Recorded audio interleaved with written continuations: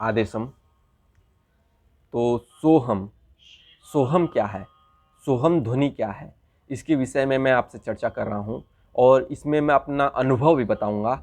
जो सोहम है, सोहम जब हम हठ योग में आते हैं तो हठ योग में जब हम प्राणों का आयाम करते हैं, अर्थात प्राणों पे ध्यान केंद्रित करते हैं, जो हम श्वास और प्रश्वास, जो हमारी श्वास और प्रश्वास है उस पर ध्यान केंद्रित करते हैं, तो हम जब अपनी श्वास पे ध्यान केंद्रित करते हैं तो वह हमारे मन को नियंत्रित करती है, और मन जब नियंत्रित हो जाता है तो एक ऐसी ध्वनि प्रकट होती है जो स्वयं श्वास जब हम ले रहे होते हैं और श्वास छोड़ रहे होते हैं तो हमारा मन उसी पे रहता है, उसी पे रमा रहता है, या उसी में उसको उस ध्वनि को आत्मसात कर लेता है।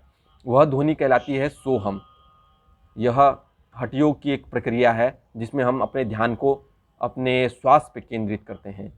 तो जब श्वास स्वयं हमें हमारे मन को नियंत्रित करती है और श्वास मन में नियंत्रित हो जाती है, श्वास मन में आत्मसात हो जाती है, मन के साथ तारतम्य या तन्मयता बना लेती है, तो उसको सोहम ध्वनि के रूप में हम देखते हैं। तो वह ध्वनि स्वयं हमारे अंदर से क्योंकि प्रकट होती है इसलिए उसको सोहम कहा जाता है।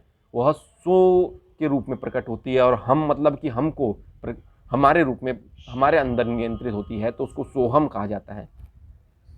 किंतु जब मैं अपना अनुभव बताता हूँ तो जब हम ध्यान अवस्था में बैठते हैं तो हम अपने यदि ध्वनि की ओर अपने मन को केंद्रित करते हैं तो हमारे कानों से एक ऐसी ध्वनि उत्पन्न होती है जो अनायास ही होती है, अर्थात बिना किसी अन्य प्रयोग के या अन्य किसी शब्द के उच्चारण के या किसी मंत्र के उच्चारण के बिना जो अपने आप ही प्रकट होती है, उसको हम सो के रूप में एक ध्वनि सुनाई देती है, जो ऐसे वातावरण में सुनाई देती है जहाँ शांत हो, खासकर रात को।